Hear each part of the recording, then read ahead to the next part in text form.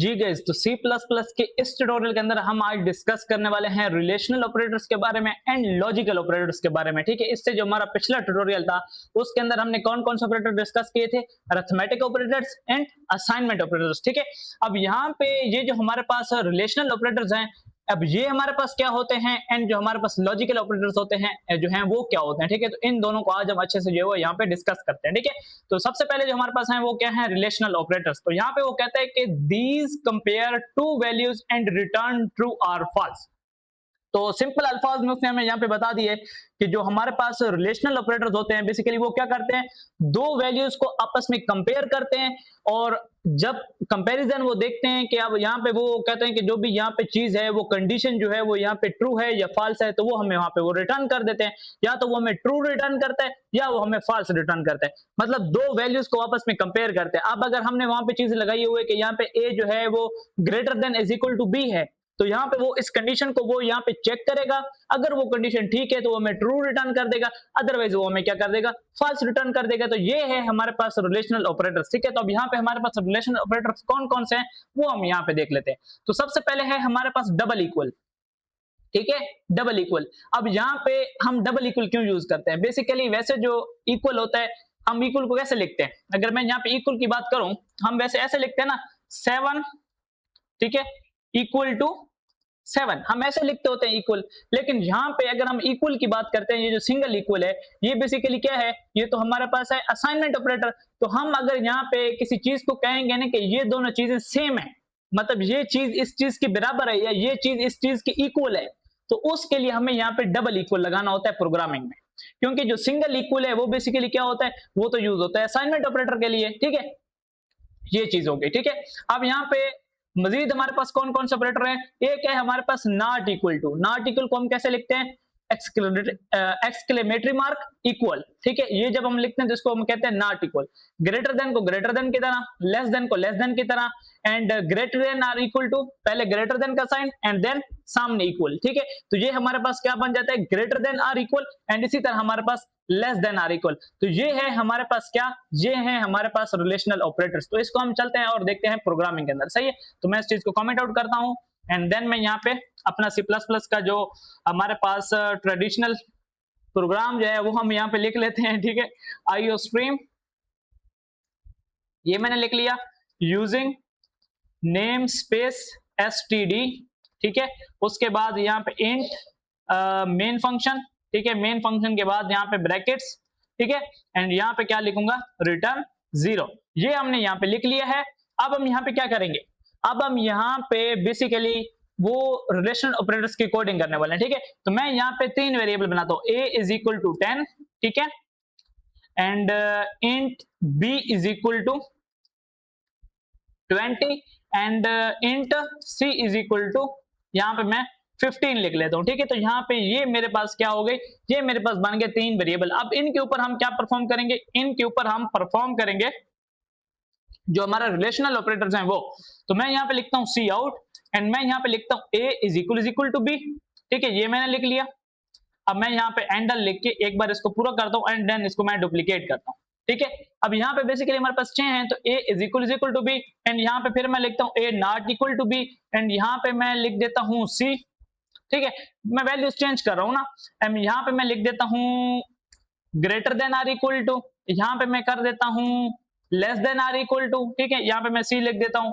ठीक है, एंड यहाँ पे मैं कह देता हूँ कि लेस देन रह गया। ठीक है, ग्रेटर देन और लेस देन रह गया, तो यहाँ पे हम ग्रेटर देन लिखेंगे एंड यहाँ पे हम लेस देन लिख लेते हैं। ठीक है, अब यहाँ पे a ग्रेटर देन, यहाँ पे मैं कह देता हूँ कि b जो है वो less than is equal to C. अब यहाँ पे ये जो है ना हमारे पास मुख्तलिफ के, अच्छा यहाँ पे मुझे जो है वो ये लगाना होंगे, शायद इसी वजह से जो है वो मुझे एरर मिल रहा था। हाँ बिल्कुल, मुझे यहाँ पे ब्रैकेट्स लाजमी लगानी। अब यहाँ पे ये ब्रैकेट्स में क्यों लगा रहा हूँ, क्योंकि ये है बेसिकली कंडीशन, तो कंडीशन को हमें जो है वो एक ब्रैकेट के अंदर लिखना होता है, तो इस वजह से यहाँ पे ब्रैकेट जो है वो मैं यहाँ पे दे रहा हूँ। ठीक है, जब भी आपने रिलेशनल ऑपरेटर यूज करना है तो आपने क्या करना है, ब्रैकेट्स जो है वो लाजमी जो है वो लगानी है। सी प्लस प्लस में जब भी आप कोई कंडीशन लिखते हैं तो उसके लिए ब्रैकेट क्या है, उसके लिए ब्रैकेट लाजमी है। सही है, तो मैं यहाँ पे इन कंडीशंस को किसके अंदर लिख रहा हूँ, ब्रैकेट्स के अंदर। अब हम इनको कहते क्या है, जहां पे भी रिलेशन ऑपरेटर यूज होगा तो उसको हम बेसिकली कंडीशंस कहते हैं। क्या कहते हैं, कंडीशंस कहते हैं। अब ये बेसिकली एक कंडीशन है, क्या है, एक condition, a is equal to b।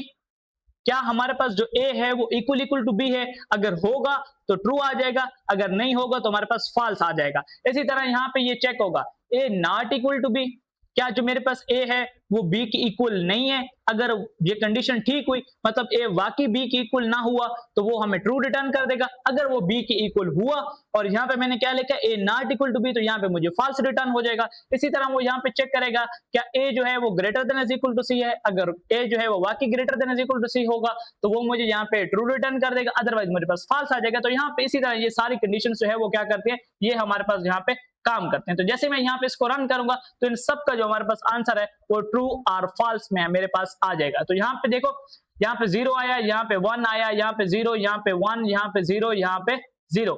अब मैंने आपको बताया था जब हम यहाँ पे बूलियन वैल्यूज डेटा टाइप्स के अंदर हम जब बूलियन को डिस्कस कर रहे थे तो मैंने आपको बताया था जो मेरे पास ट्रू है वो 1 को रिप्रेजेंट करता है और जो मेरे पास फॉल्स है वो किसको रिप्रेजेंट करता है वो मेरे पास रिप्रेजेंट करता है 0 को। तो यहाँ पे भी वही सीन हुआ है। अब यहाँ पे अगर हम बात करते हैं ना अपने प्रोग्राम की, तो यहाँ पे अगर आप देखें तो a is equal to b, तो वो बिल्कुल ये कंडीशन फॉल्स है, a मेरे पास जो है वो b को इक्वल नहीं है, a मेरे पास 10 है, b मेरे पास जो है वो क्या है 20 है। तो यहाँ पे मेरे पास क्या आंसर आ गया, फॉल्स, क्योंकि यहाँ पे क्या है 0 है। अगर हम नॉट इक्वल की बात करें तो बिल्कुल a और b एक दूसरे के इक्वल नहीं है, तो ये कंडीशन मेरे पास ट्रू आ गई, तो ये मेरे पास 1 हो गया। इसी तरह फिर 0, फिर 1, फिर 0, फिर 0, ठीक है। तो ये बेसिकली यहाँ पे इनकी वैल्यूज को देख के यहाँ पे इनका कंपैरिजन करेगा। तो ये है हमारे पास क्या, ये है हमारे पास रिलेशनल ऑपरेटर्स, ठीक है। तो यहाँ पे भी इनकी एग्जांपल की हुई है, आप इसको देख सकते हैं। नेक्स्ट है हमारे पास लॉजिकल ऑपरेटर्स। तो लॉजिकल ऑपरेटर्स बेसिकली हमारे पास 3 टाइप के हैं। एक है हमारे पास एंड ऑपरेटर, दूसरा है हमारे पास आर ऑपरेटर एंड तीसरा है हमारे पास नॉट ऑपरेटर। फिजिक्स के अंदर आपने पढ़े होंगे and gate, or gate and not gate. तो ये बेसिकली वही जो वहां पे जो ऑपरेटर्स होते हैं ना, and operator, or operator and not operator, वही फिजिक्स वाले हैं। यहाँ पे वही ट्रुथ टेबल यूज होता है, ठीक है यहाँ पे वही सारा कंसेप्ट यूज होता है, ठीक है, सारी चीज वही है। अगर पहले मैं यहाँ पे आपको जो है ना वो इनका वो दिखा देता हूँ, ट्रुथ टेबल दिखा देता हूँ, देन आपको जो है वो इनकी जो है समझ आएगी, ठीक है। अब यहाँ पे एंड को लिखा इस तरह जाता है, वहां पे जो एंड है वो बेसिकली आई थिंक मेरे माइंड में शायद आ रहा है, आई थिंक वो यहाँ पे वहां पे वो डॉट ऑपरेटर या पता नहीं प्लस ऑपरेटर से लिखा जाता है। अभी मेरा फिलहाल जो है वो माइंड में नहीं है, तो आप जो फिजिक्स वाले हैं उनको पता होगा, या अगर आपने फिजिक्स पढ़ी है तो आपको पता होगा, ठीक है। फिलहाल मेरे माइंड में नहीं आ रहा कि वहां पे प्लस यूज होता था एंड के लिए या डॉट यूज होता था, वो आप लोग जो है वो गूगल से कंफर्म कर लें, ठीक है। अब यहाँ पे जो एंड ऑपरेटर लिखा जाता है वो किस तरह लिखा जाता है, वो लिखा जाता है 2 इम्परसेंट साइन, इसको हम कहते हैं इम्परसेंट साइन। बेसिकली आप इसको एंड भी बोलते हैं, ठीक है। जब हम अपने नोटबुक्स में या हम लिखते हैं ना, जब भी हम राइटिंग करते हैं, ठीक है, पेजेस वगैरह पे, तो वहां पे हम इसको एज अ एंड यूज करते हैं, सही है। तो यहाँ पे हम प्रोग्रामिंग में इसको हम इम्परसेंट भी कहते हैं, ठीक है। तो आपने ये 2 एंड यूज करने हैं, तो इन 2 एंड को अगर आप एक साथ यूज करेंगे तब ये बनता है एंड ऑपरेटर, ठीक है। 2 दफा आप जो है वो सीधी लाइन लगाते हैं तो वो बनता है आर ऑपरेटर। ये जो है ना मेरे पास 2 जो सीधी लाइन है ना, ये मेरे पास क्या है, ये मेरे पास है आर ऑपरेटर। और अगर आप लोग एक्सक्लेमेटरी मार्क यूज करते हैं तो वो क्या है, वो है नॉट ऑपरेटर। अब यहाँ पे ट्रुथ टेबल जो है वही है कि जब हमारे पास दोनों कंडीशन ट्रू होंगी तो तब हमारे पास एंड क्या होता था, ट्रू होता था। अदरवाइज हमारे पास एंड क्या होता है, फॉल्स होता है। अगर एक कंडीशन ट्रू हो गई, दूसरी कंडीशन फॉल्स है, तो एंड क्या होता है, फॉल्स होता है। अगर वहीं पे हम बात करते हैं आर ऑपरेटर की, किसकी, आर ऑपरेटर की, तो आर ऑपरेटर में कम से कम एक कंडीशन जो है वो ट्रू होना लाजमी है। अगर दोनों ट्रू हैं तो बिल्कुल ठीक है, वरना एक कंडीशन जो है वो ट्रू होना लाजमी है। अगर दोनों जो है आपके पास फॉल्स होंगी तो फिर फॉल्स होगी। अगर एक भी ट्रू हो गई तो आपके पास आर ऑपरेटर की जो वैल्यू है वो क्या होगी, वो आपके पास होगी ट्रू। अगर वहीं पे हम बात करते हैं उसकी नॉट ऑपरेटर की, तो नॉट ऑपरेटर बेसिकली क्या करता है, वो वैल्यूज को करता है उलट। नॉट ऑपरेटर क्या काम करता है, उलट करता है। अगर ट्रू है तो फॉल्स कर देगा, फॉल्स है तो ट्रू कर देगा। नॉट ऑपरेटर का बस यही उलट पुलट वाला काम है, सही है। तो अब मैं यहाँ पे आपको प्रोग्रामिंग के अंदर ये चीज दिखा देता हूं, ठीक है। हम यहाँ पे आते हैं और मैं इस चीज को क्या करता हूं, यहाँ पे कॉमेंट आउट करता हूं एंड यहाँ पे अगर मैं लिखता हूं ना सी आउट एंड यहाँ पे मैं एक ब्रैकेट में लिखता हूं A greater than, A less than is equal to, A less than, सिर्फ लेस देन लिख लेता हूं, ठीक है। A less than is equal to B and, ठीक है, मैं यहाँ पे 2 दफा एंड ऑपरेटर लगाता हूं, ठीक है, एंड फिर मैं यहाँ पे लिखता हूं C greater than is equal to A, ठीक है, मैं ये लिख लेता हूं, सही है। एंड यहाँ पे मैं एंड एल ऑपरेटर जो है वो यहाँ पे, सॉरी एंड एल जो है वो मैं यहाँ पे लगा लेता हूँ, ठीक है। अब यहाँ पे भी इनको भी आपने क्या करना होगा, इनको भी आपने फिर एक और बड़ी जो है वो ब्रैकेट के अंदर यहाँ पे लिखना होगा, ऐसे ऐसे आपने लिखना होगा, तब जाके ये होगा। अब यहाँ पे होगा क्या, क्योंकि ये एंड ऑपरेटर है ना, तो इसकी ये दो वैल्यूज है, ये वाली वैल्यू और ये वाली वैल्यू, ये एंड ऑपरेटर की वैल्यूज है। अब ये जो हमारे पास यहाँ पे जो ऑपरेटर लगा है उसकी दो वैल्यूज कौन सी हैं, ये ए और ये मेरे पास बी, ठीक है। अब इनका जो आंसर आएगा वो हमारे पास होंगे एंड ऑपरेटर की वैल्यूज, और उसकी बिहाफ पे फिर एंड ऑपरेटर क्या करता है, जो है वो हमें ट्रू और फॉल्स में आंसर देता है, ठीक है। लिखने का तरीका आपने देख लिया, आपने पहले एक बड़ी ब्रैकेट लगानी है, मतलब स्मॉल ब्रैकेट लगानी है, फिर उसके अंदर एक और स्मॉल ब्रैकेट जिसके अंदर आप एक वैल्यू मतलब एक ऑपरेटर के बारे में लिखें, फिर एंड ऑपरेटर, एंड फिर साइड पे आप इसको देख सकते हैं जैसे मैंने यहाँ पे लिखा है। अब यहाँ पे पहले ये चेक होगा क्या ए लेस देन है इज इक्वल टू बी, तो ये कंडीशन ट्रू है और फॉल्स है, ये कंडीशन हमारे पास है ट्रू, तो एक वैल्यू तो हमारे पास क्या हो गई, ट्रू हो गई।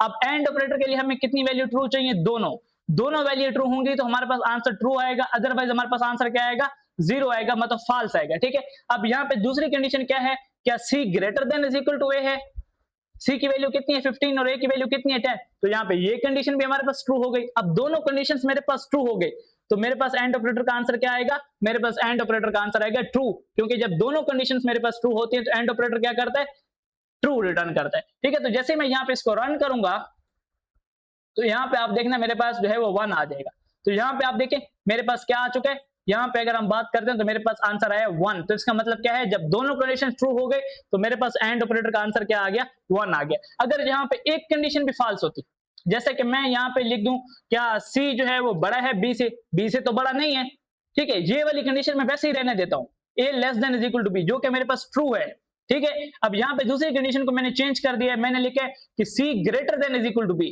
जो कि नहीं है, क्योंकि बी हमारे पास ग्रेटर देन है, सी तो हमारे पास स्मॉल है, छोटा है, लेस देन है, ठीक है।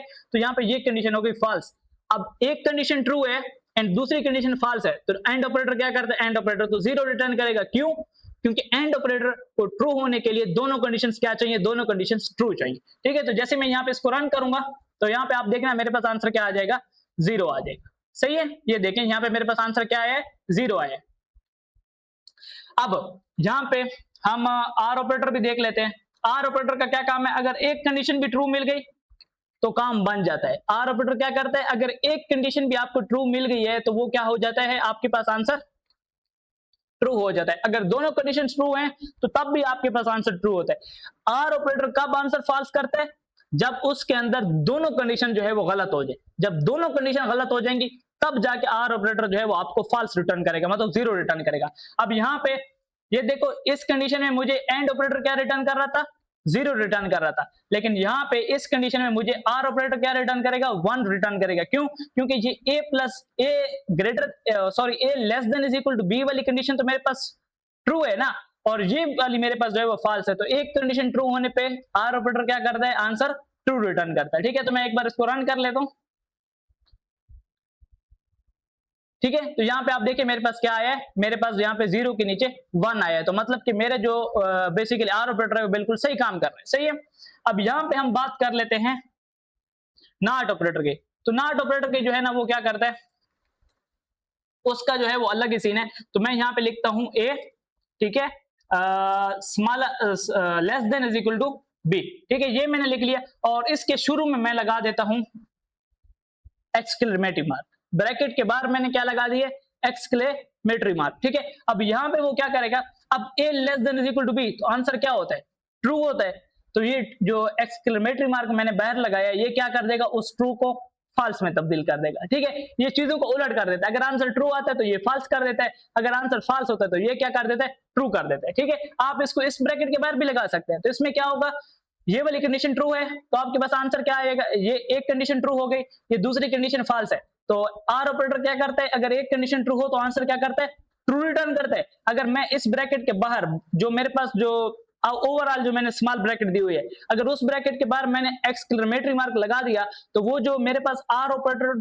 ट्रू रिटर्न कर रहा था एक कंडीशन ठीक होने पे, वहीं पे वो मेरे पास फॉल्स रिटर्न करेगा, क्योंकि शुरू में क्या लग चुका है, शुरू में लग चुका है नॉट ऑपरेटर जो कि वैल्यू को क्या कर रहे हैं, चेंज कर रहे हैं। सही है।